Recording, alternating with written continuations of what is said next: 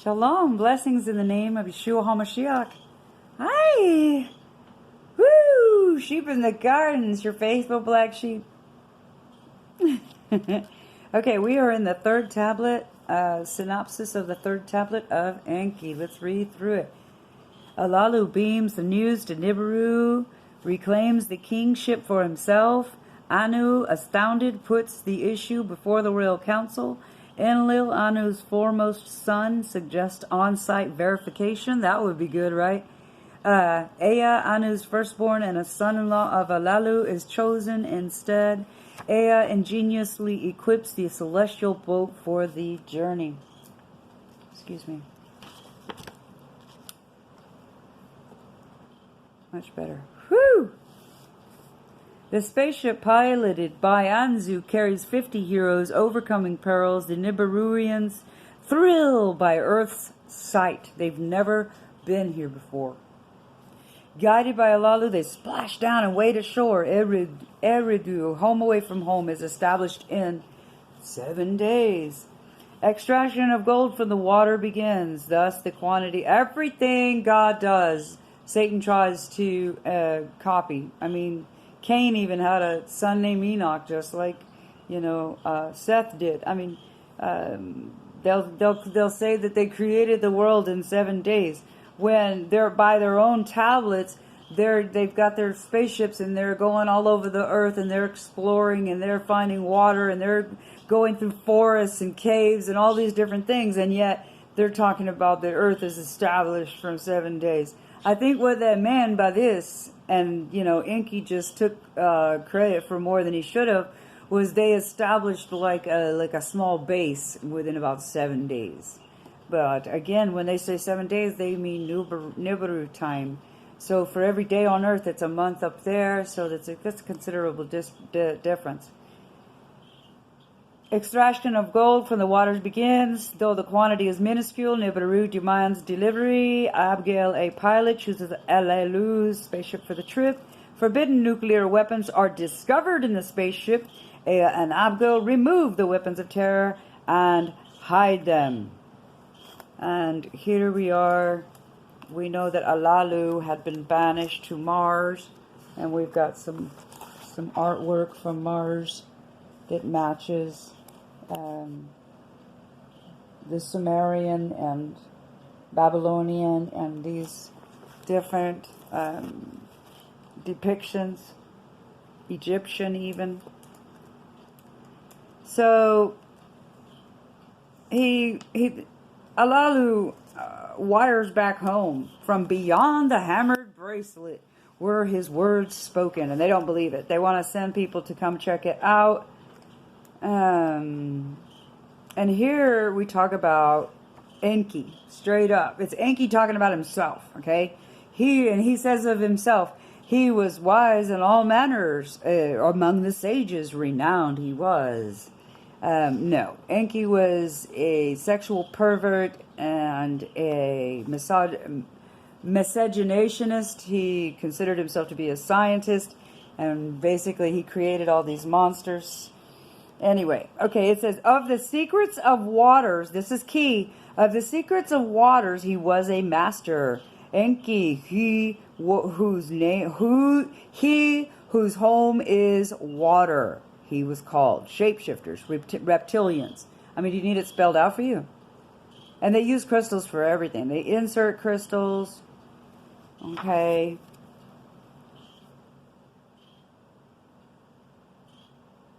And they got the largest celestial chariot for the mission to be fitted. And they all got their eagle's helmets and their fish's suit. And Enlil and Enki locked arms and they're blessing each other. And again, let me emphasize reptilian shapeshifters. Now this is the account of the journey to the 7th planet and how the legend of the fish god who came from the waters was begun. I mean, the fish god. Okay.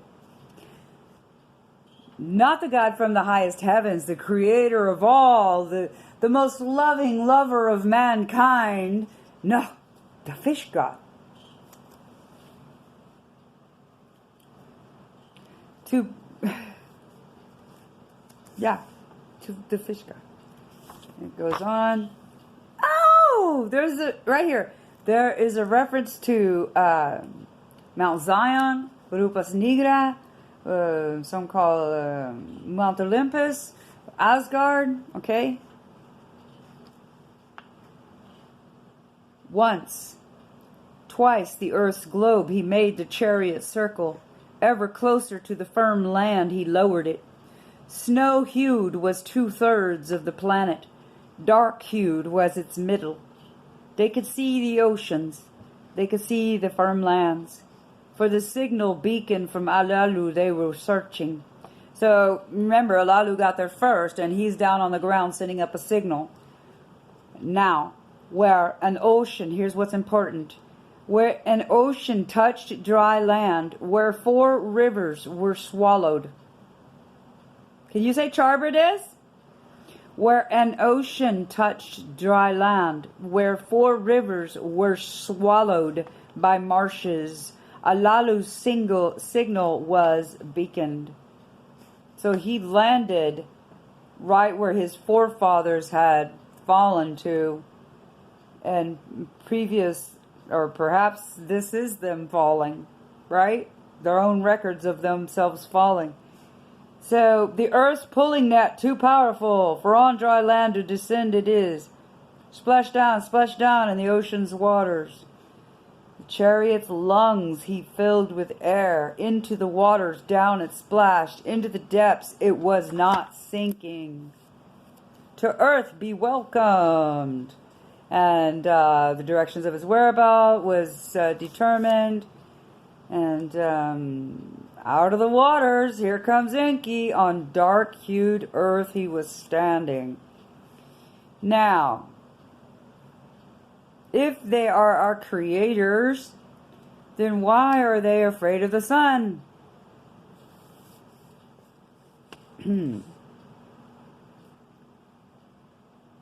Soon the hue of the skies was changing. From brightness to redness it was turning. A sight never before seen their eyes was unfolding. The sun, as a red ball on the horizon, was disappearing. Fear seized the heroes of a great calamity. Afraid they were. They were afraid. On their first sunset they were terrified. Alalu with laughter, because he landed first, so he'd already been there and survived a few sunsets and sunrises. Alalu with laughter, words of comfort was saying, a setting of the sun it is, the ending of one day on earth it is marking. These people did not know. They don't know nothing about earth. They don't know nothing about the sun, the moon, or nothing. They don't know. How could they possibly have created anything? They didn't create anything. They are God's creations. They are the offspring, not the original offspring. Well, Enki is, right? But these other people are clearly the later children. I mean, this book is pretty thick, so it goes on, and I'm not even halfway through it.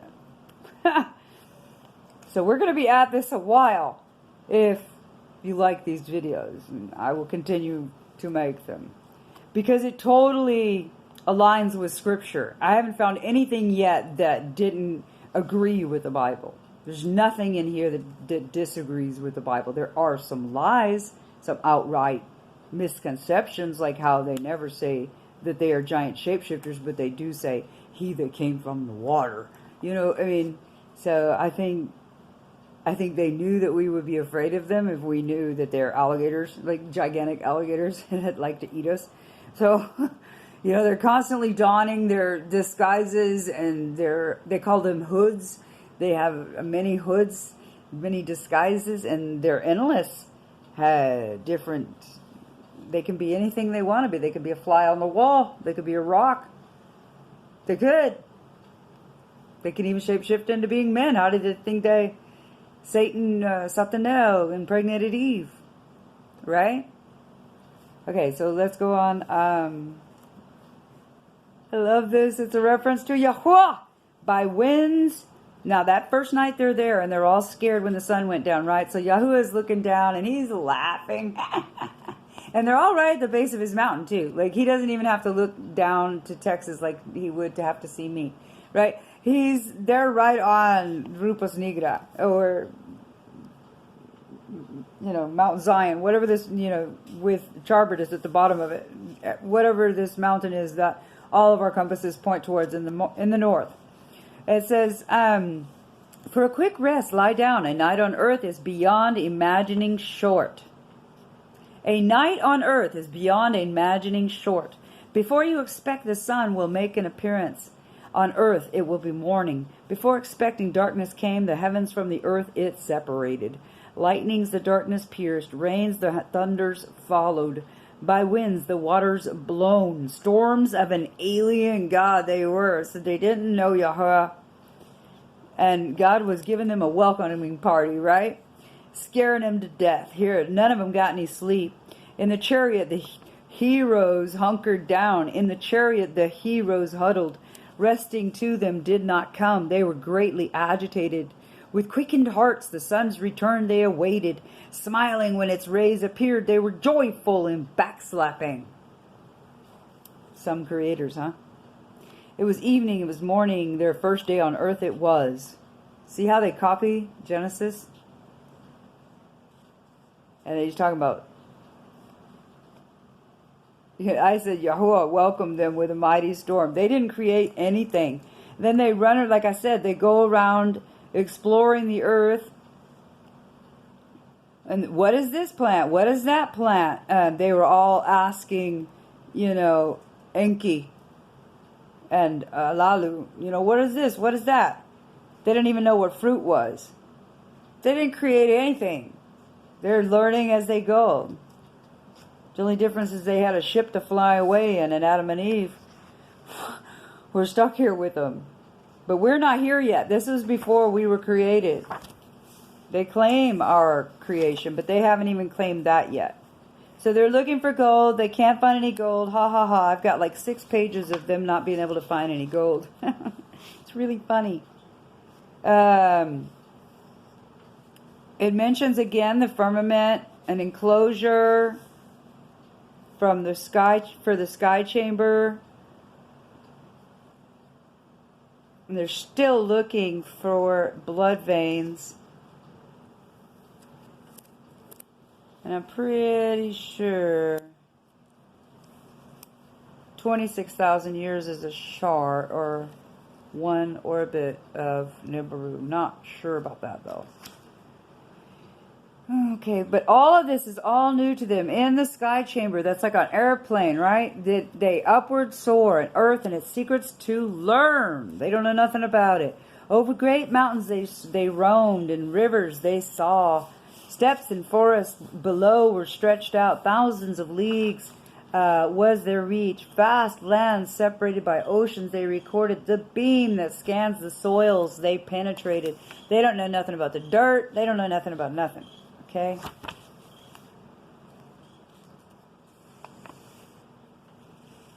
So, let's move on to the 4th tablet. The synopsis of the 4th tablet. Isn't this fun?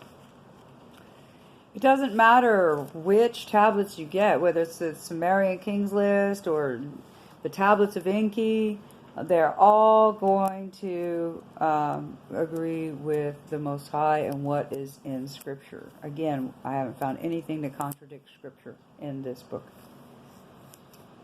Except for when they claim that they say in this book that they created us. But really what they're talking about is a completely different kind of earthling. And you'll see what I'm talking about here. I believe it's in this. It might be in the 6th tablet, so we might have a ways to go. It might be the next video. The Niburians hail even the small gold delivery. They found a little bit of gold finally. 2 chapters later, right? 2 tablets later.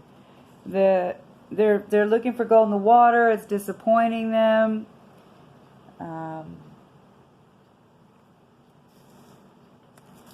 Anyway. I love this right here. So they're going home. Somebody's going home. Beyond the bracelet, the chariot beam signals from Nibiru was receiving. Homeward, homeward was the direction. Ahead in the darkness, in reddish hue glowed Nibiru. A sight to behold it was. Passing through the atmosphere's thickness, aglow was the chariot, heat overbearing. Okay, and then it says, Ashar did the fashioning last, Ashar did the testing continue. And they're making fine dust, and to skyward launch it was hauled away. With rockets was the dust heavenward carried. By crystal's beams was it dispersed. Now there was healing. When Nibiru near the sun came, the golden dust was disturbed. Healing dwindled. The breach returned. So then they had to look for more gold, right? These are petrified Titan remains, where dried land from dry land was apart torn. Earth's innards were revealed. And we learned in Scripture that as they fell from the heavens, it says they became the mountains and they became the hills and everything like these are giants. Where dry land from dry land was torn. Earth's innards were revealed. That is giants' remains, Titans' remains, that have been petrified by mudslides and everything else, and floods and different nuclear wars, that they had them even amongst themselves. Where the landmass, the shape of a heart, was given in the lower part thereof, golden veins from Earth's innards were abundant.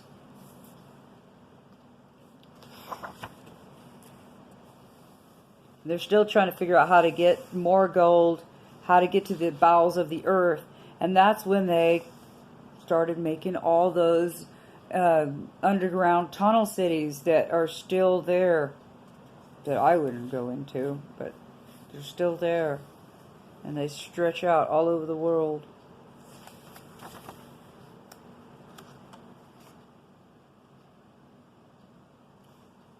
And here it is, Satan, Enki, Earth's master, your title name shall henceforth be. To heroes in the assembly, Anu, Enki, and Enlil, the decisions announced. That's just, to the mastery of the earth, to me was allotted. That was the promise when the gold finds to Nibiru I announced. And so what they did is they stayed up there for eons, forever, and they were using their own muscle to dig for this gold, and their people started to rebel. Ninmah arrives on earth with a group of female nurses. She delivers seed to grow elixir-providing plants. She brings Enlil news of their out-of-wedlock son, and in the Abzu, Enki establishes an abode and more mining sites, that is Earth, and in the Milky Way. In the Eden, Enlil builds space and other facilities. Now, Nibiruans on Earth, Anunnaki, at this time, number 600. And we have a picture of Enlil, Ninmah, Enki, and Isumud.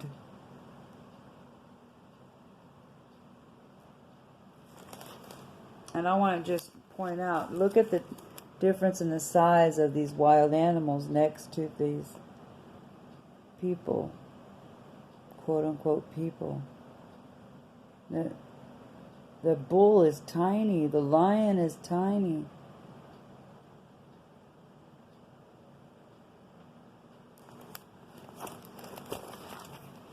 It's amazing. So, 300 Igigi operate the facilities on Mars, and we know that they ended up blowing Mars to smithereens. Clans form on Earth as Enki and Enlil beget more sons. We know they're breeding. These fallen ones were actually breeding in the beginning until they started the miscegenation. The miscegenation experiments, none of those really, none of them could have children of their own. Slaves beset by hardship, the Igigi launch a coup against Enlil.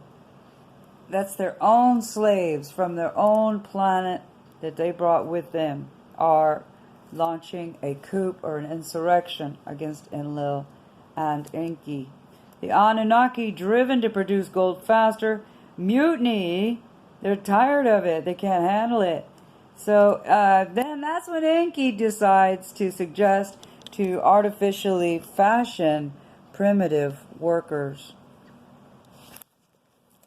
So rocket ships and sky ships and the tools Enki designed, and they're building, like, that's what all those landings are in the old ruins that you find all over the world, like, I'm afraid to say it wrong, Mika Picchu? There's like a landing pad up there. It's obviously these, just go to the Rob Skiva channel. He covers a lot of this stuff. It says one day on Nibiru was a month for her. That gives you an idea of the time. And Enki's hiding weapons of terror in a cave. And they're definitely being born on Earth. But not to human women yet. They haven't taken human wives yet. They're just trying to get the gold so far. And the 40th Shar, the Anunnaki, and the Abzu mutinied. They had had enough. Here is the account of how Bad Tibira, the metal city, was established. In the 25th Shar was Anzu judged and executed. The unrest of the Igigi is subdued but left simmering. The earth changes were by Enlil and Enki discussed to avoid unrest on earth they were considering. So let a metal city be established therein, the gold ores to be smelted and refined. Or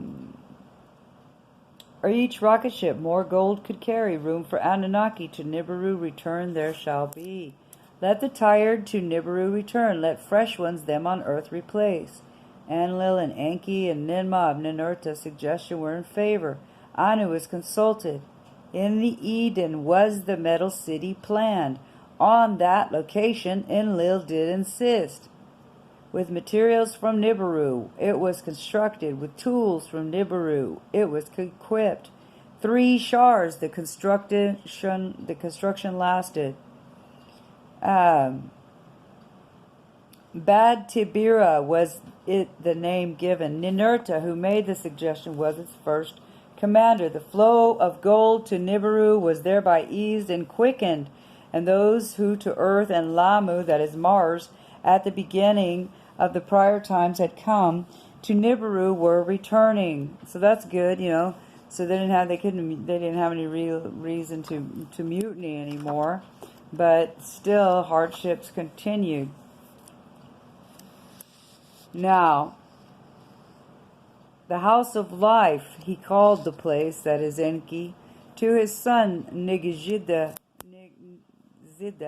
He invited, I'm calling him Ninji from now on, his son. Sacred formulas, tiny MEs, the secrets of life and death possessing they shape, the mysteries of living and dying of Earth's creatures they to unravel. They knew nothing about creation, but they're trying to figure it out. With some living creatures, Enki was especially enamored.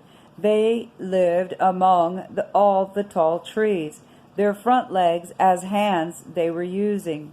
In the tall grasses of the steppes, odd creatures were seen. Erect, they seemed to be walking. Absorbed was Enki in those studies. What was among the Anunnaki brewing he noticed not.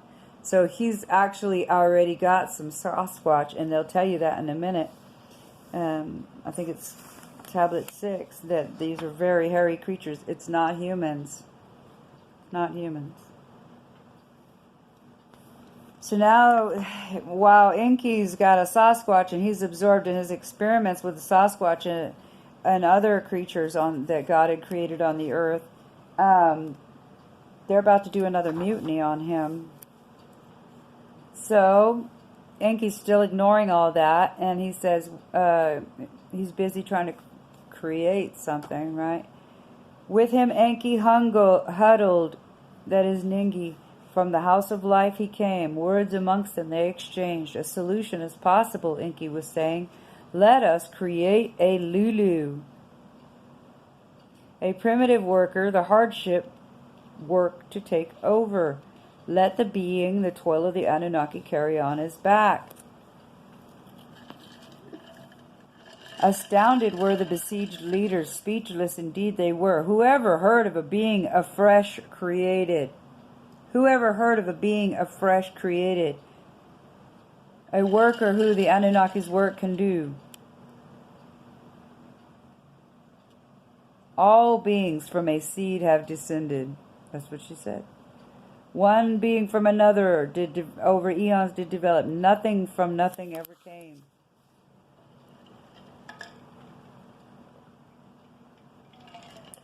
And then it says, how right you are, my sister. A secret of the Abzu, that is earth, let me to you all reveal. The being that we need, it already exists. All that we have to do is put on it the mark of our essence. Thereby a Lulu, a primitive worker, shall be created. So did Enki to them say. Let us hereby a decision make, a blessing my plan to give, to create a primitive worker by the mark of our essence to fashion him. Outright miscegenation. They did not create us. To the incredulous leadership, Enki reveals a secret. In the Abzu, that is earth, there roams a wild being akin to the Anunnaki. By augmenting its life essence with that of the Anunnaki, it can be upgraded to be an intelligent primitive worker. And they argue with him. Creation belongs to the Father of all beginning. So they do know Yahuwah. They just don't speak of him or acknowledge him very often. Except for, this is good, somebody said it. Creation belongs to the Father of all beginning. That's a direct reference to Yahuwah. Enlil shouted, we will give our image only to an existing being. So, and then they're arguing because they need more gold and they don't want to use their own labor anymore. The earthlings, being hybrids, they get these furry animals, but they won't have sex with each other. And when they do have sex with each other, they can't have babies. So Enki is causing all of this. They did not create us. The double helix DNA emblem of Enki's son. Note the winged serpent. These are shape-shifting reptilians. Is it coming in good? Shape-shifting reptilians, offspring of fallen angels who tried to usurp the Most High and were banished to the outer darkness, to Nibiru, which is like a sulfuric burning ball. Oh my gosh, we're almost to half an hour and it hasn't cut off. Let's mark the place and come back on the 6th tablet, and we are definitely going to read Sasquatch in this next tablet. Let's mark the place and come back. Yahuwah bless you and keep you in the name of Yeshua HaMashiach. Amen.